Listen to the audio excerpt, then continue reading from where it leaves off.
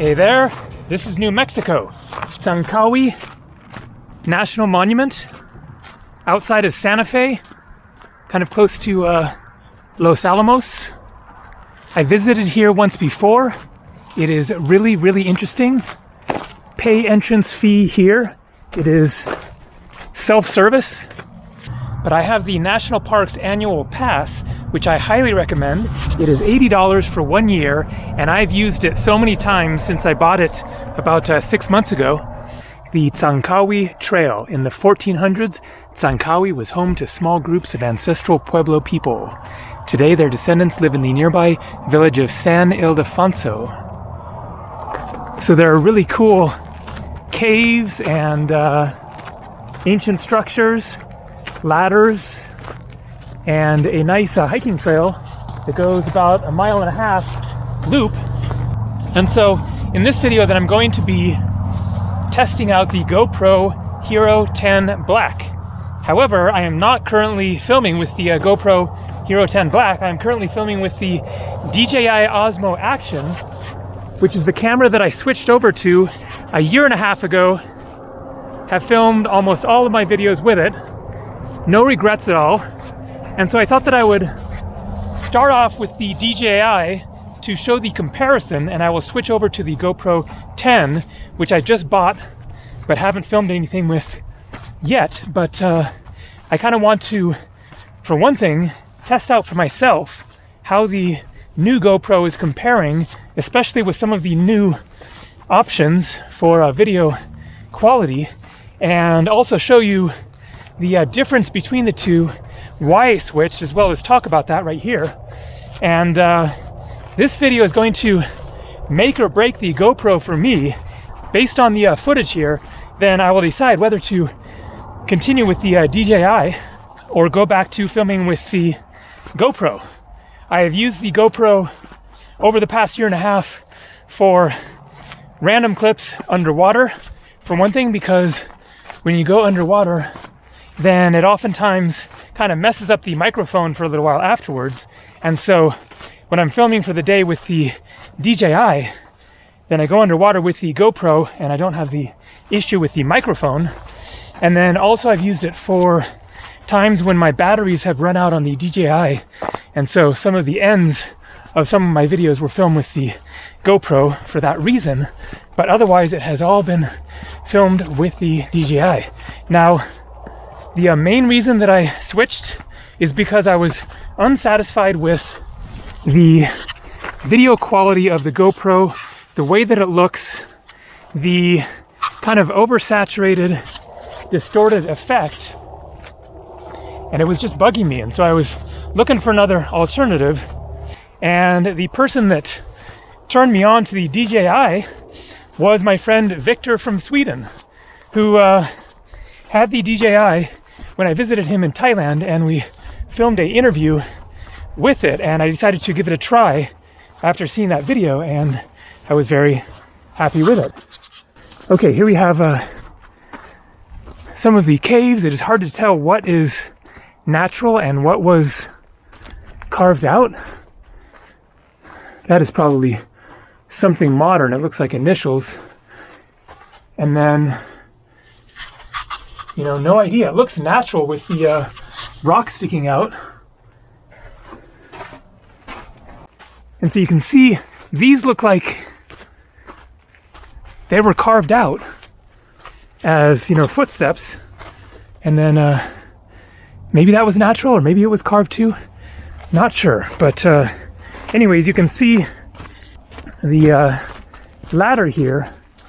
I will take that on the way back. I will do the loop.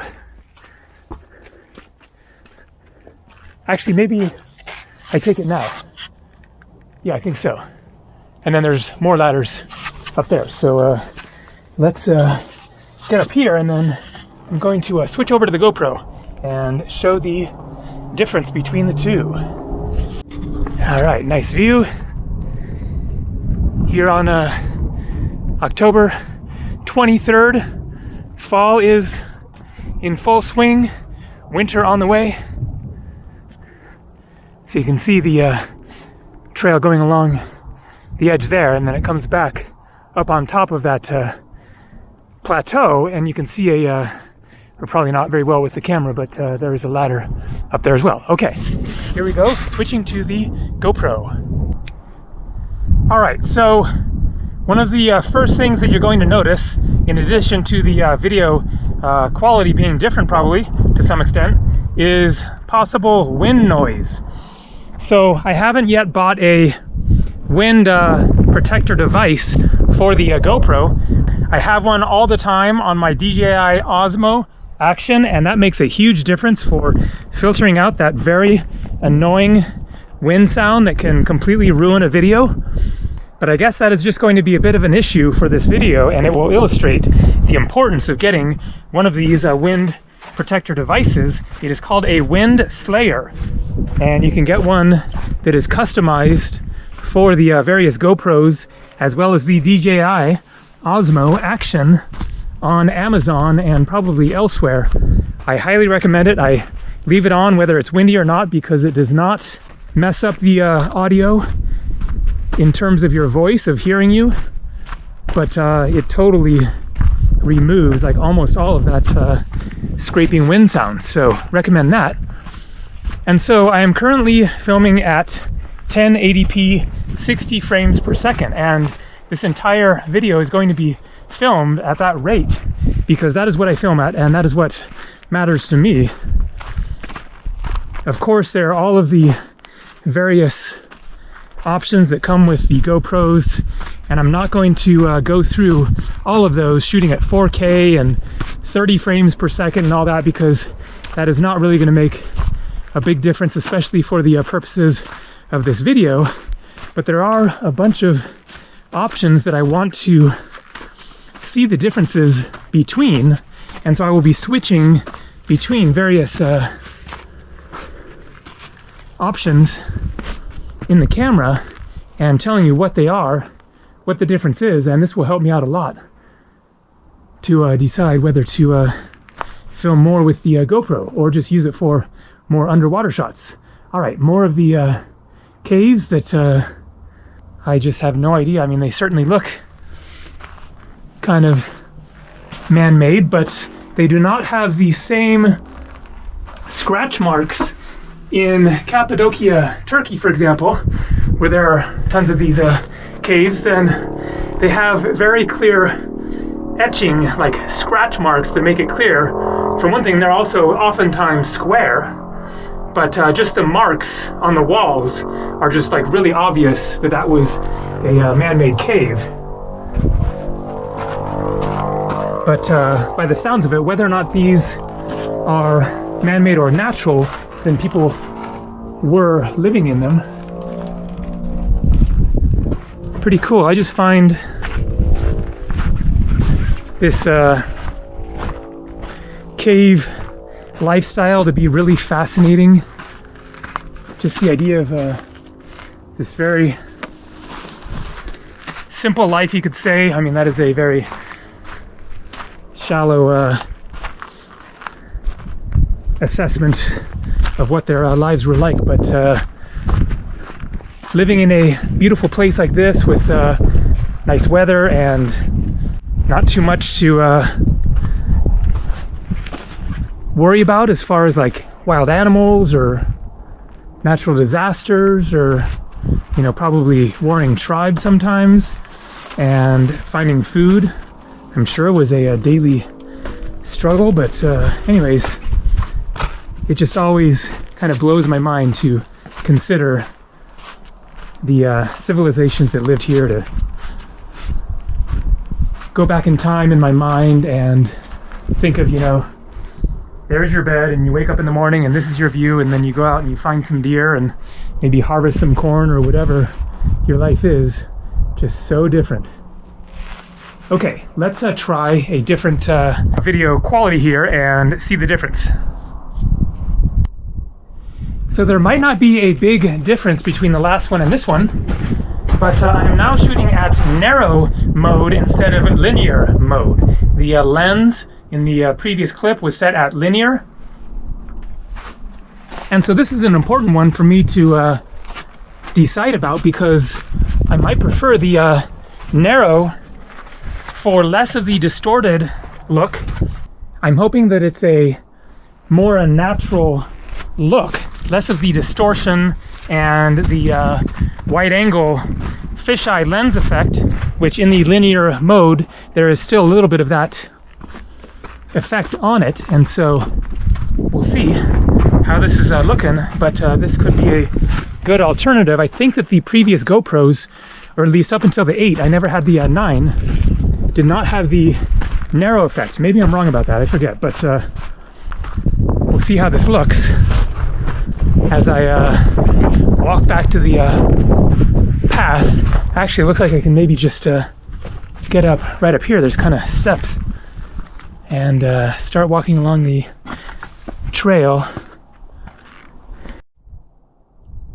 So loop trail, I think that that is coming down from the plateau, and you can continue this way. So I am now shooting at linear horizon leveling. So it is back to the linear, but this horizon leveling thing is something new, I believe. Never heard of it before. And I guess that what it is going to do is that in addition to the hyper smooth stabilization, which that is one of the just awesome things about the GoPro, is that they have these amazing stabilization internal features. And so I'm not using any kind of a gimbal or anything. And I'm also not stabilizing my videos while editing. What I post is just the straight footage as it is because of the stabilization feature inside the camera, which is really a incredible bit of technology. And the GoPro 10, I think, is supposed to have even better stabilization than the previous versions. But then this horizon leveling thing, I guess, is something that's going to kind of stabilize it a second time and make it more straight, as opposed to just, you know, if you're bouncing around running or biking, etc., then it's smoothing that out, but then it's also going to make the horizon more level. That is how I understand it anyways. So we'll see how that is working out. Like if I'm moving the camera left to right now, so we'll see what it's going to do with that.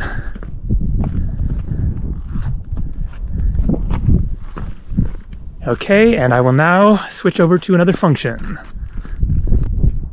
And so I've now switched the color profile over to flat from natural. Before it was at natural. And this is really one of my main issues with the GoPro, is that I remember when they switched over from the 5 to the 6. I got the 6, and right away I was like, man, the colors are just like way too strong, way too oversaturated, just really unreal looking.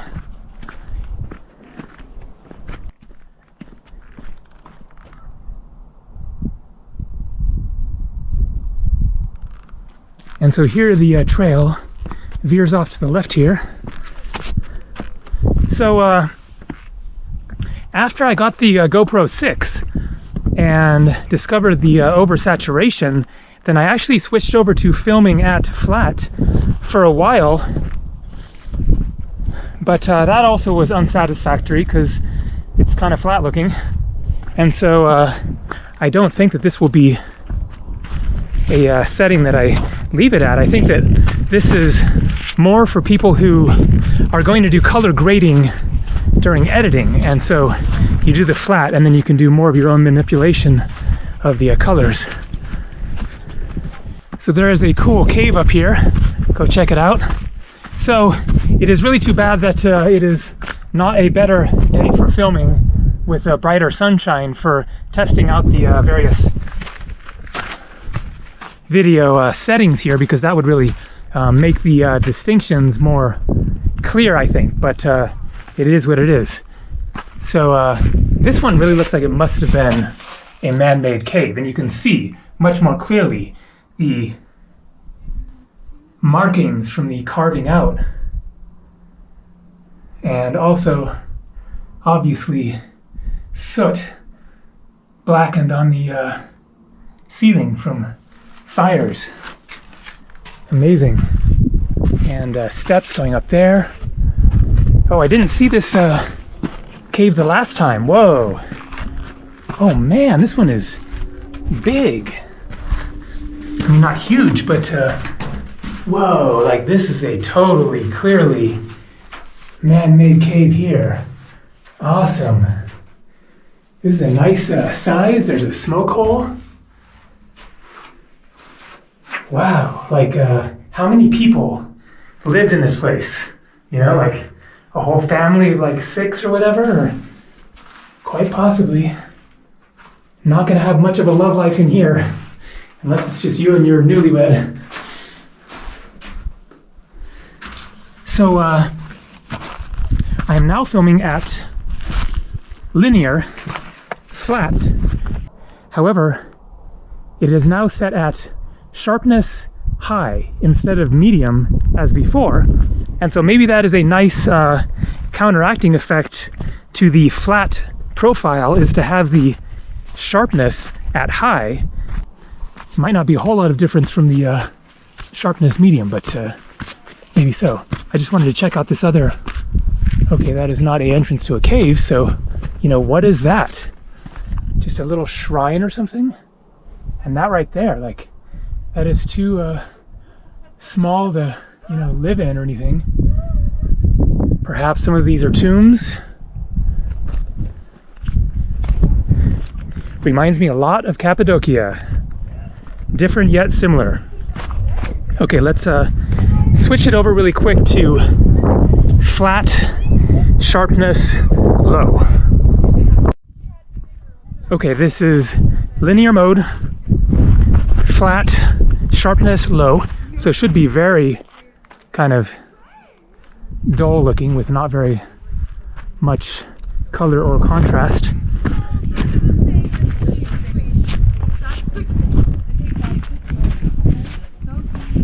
That's the cutest thing ever. He came up with it.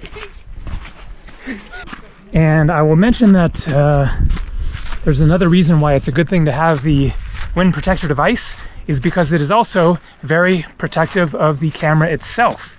The GoPro 10 here does not have the separate external thing that you put around it on some of the other GoPro versions, and that provided a little bit of extra protection in case you dropped it.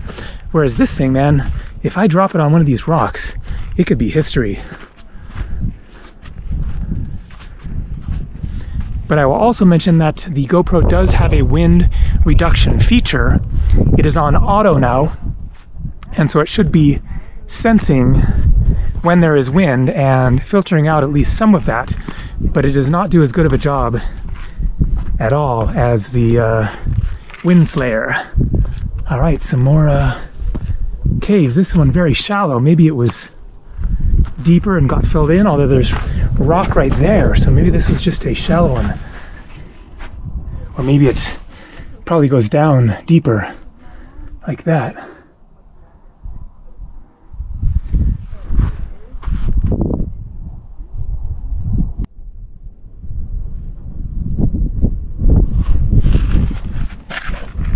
And so this should look noticeably different from the other clip before, because it is now set at vibrant color and high sharpness. So it should be much more saturated and contrasty. Once again, because of the lack of sunlight, then it won't be as prominent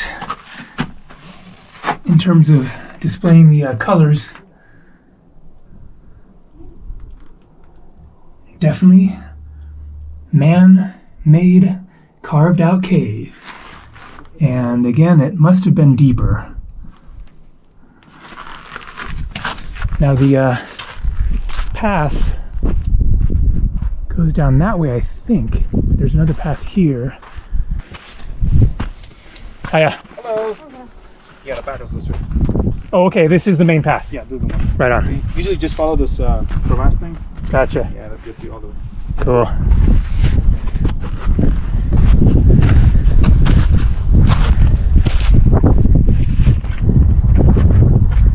So I'm very curious about this setting, if it's going to look way oversaturated like the old GoPro look, or if they maybe adjusted it and made it a little more realistic looking.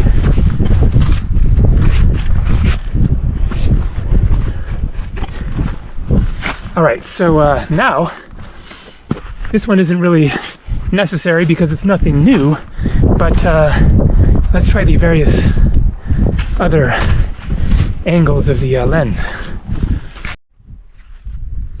And so it is now set at wide angle. And so this is where you get more of the fisheye effect. Something that I haven't used in a while. I think actually the DJI doesn't even have that option. Maybe it does, I forget, but I haven't used it. And even when I was using the GoPro, I'd really stopped using the wide angle. It's just not really necessary and just distorts things a lot.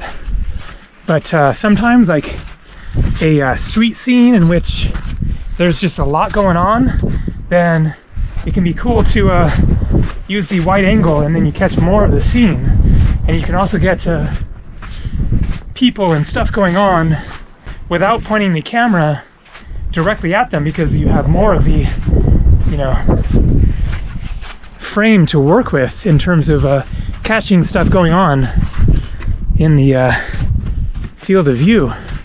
And so sometimes it's fun just to give it a try and do something a little different.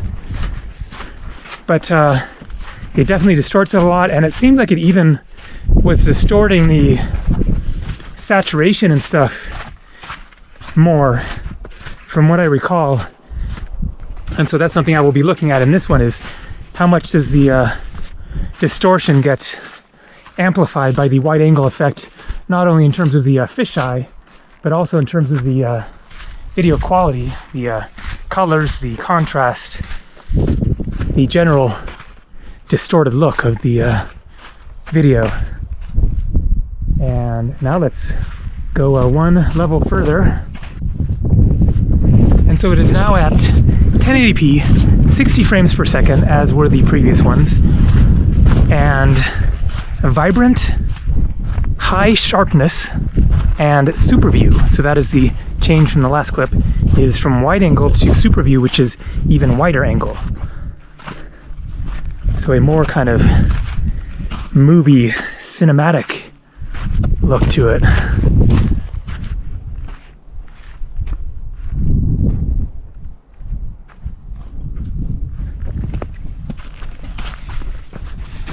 Hey there.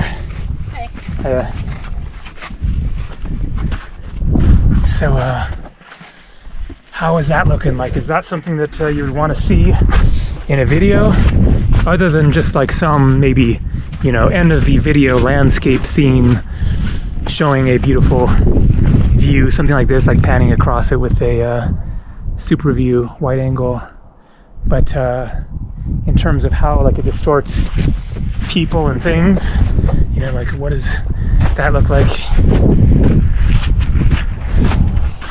And then let's change up the color on this and see how that looks.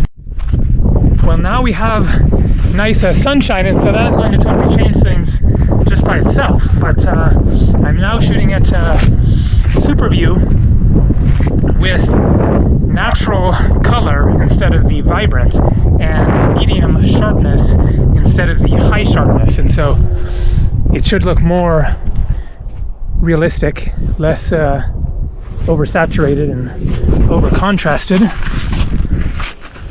Nice to get some sunshine. I wish that had been the case earlier in the video.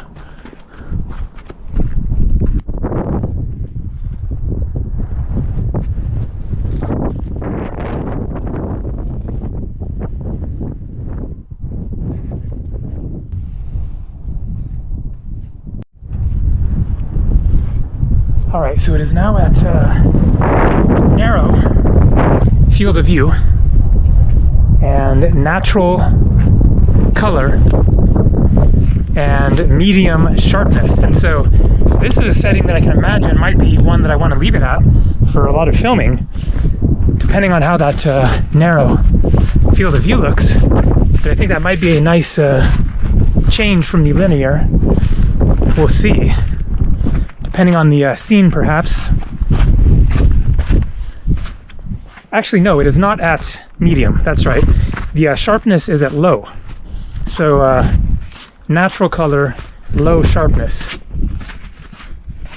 Let's bump up the sharpness and see what difference that makes in the natural setting.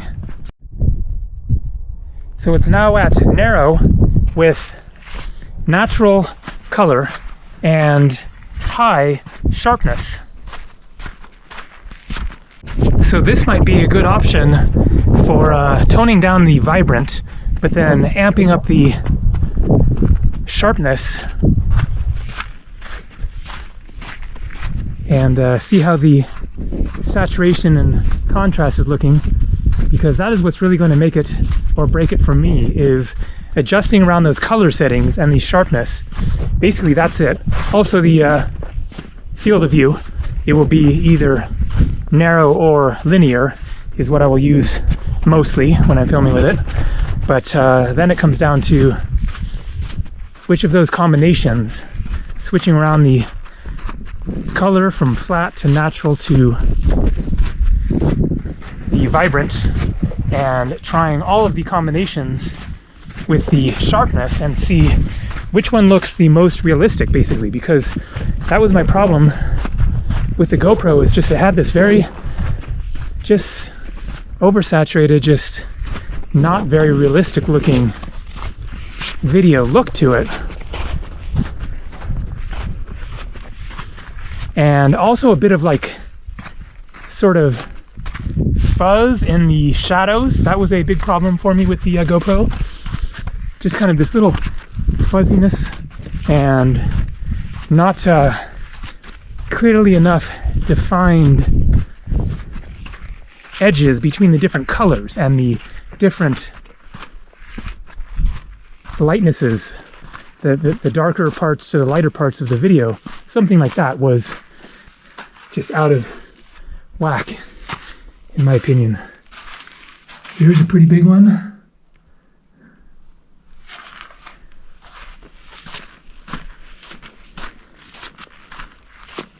And so it is now at linear lens with horizon leveling. So I'll kind of bounce it around a little bit and see what that's doing relative to the horizon there. And then it is at vibrant color and flat sharpness.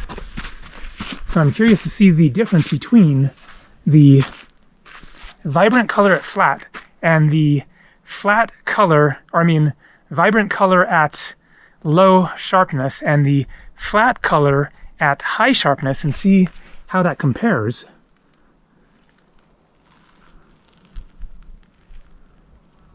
And so this is the end of the trail.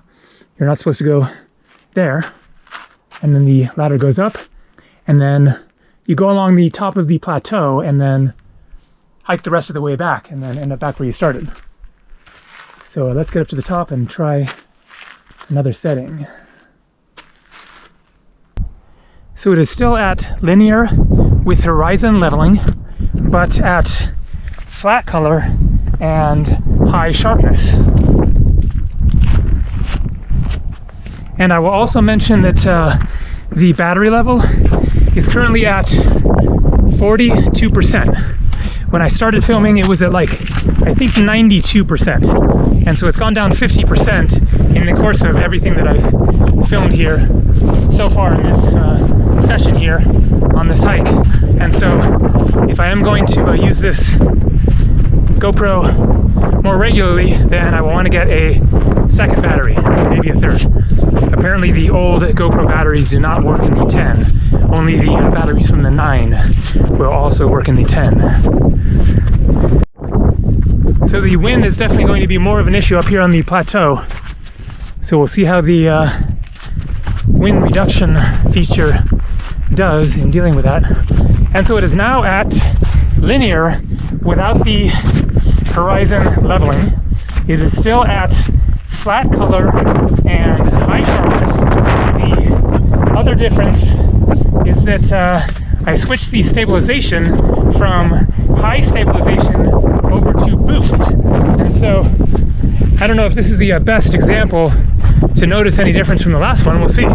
But I'll kind of move the camera around a little bit. Maybe I'll like run along here and see if that is like a good setting to leave it at in general, or if it's kind of unnecessary, like too much. I don't know what the downside to it would be, except that it probably crops the camera angle more. But maybe if you have it at linear instead of narrow and then boost, then the cropping will almost like simulate the narrow angle, or somewhere in between, and it won't be too cropped with the extra stabilization. So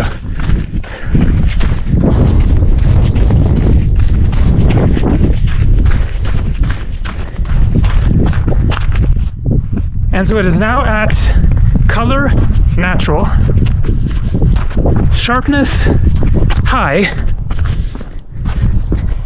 boost is on, and it is also, as you can probably tell, at super view.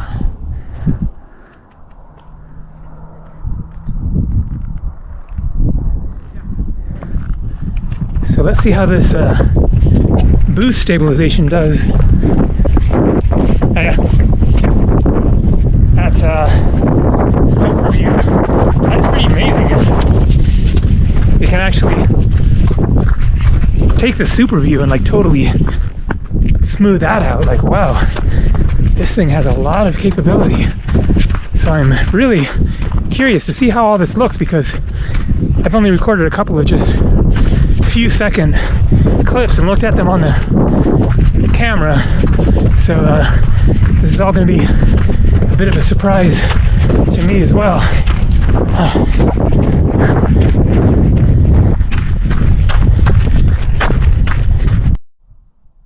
And so it is now at linear mode with natural color and high sharpness, but as you might be noticing, just so you can appreciate the massive difference that the stabilization makes, I've turned the stabilization completely off. So let's run with that now.